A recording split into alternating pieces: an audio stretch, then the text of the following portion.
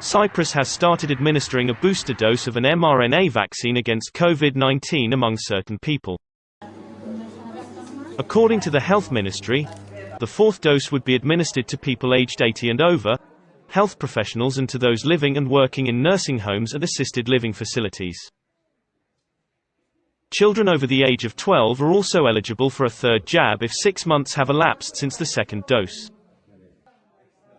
The booster dose will also be made available to people over 70 in the next few days. On Tuesday, Cyprus reported 5,089 new daily coronavirus infections, which was 3 times more than 3 weeks ago. As this round of infections shows no signs of receding, the government has extended the existing coronavirus measures until April 11.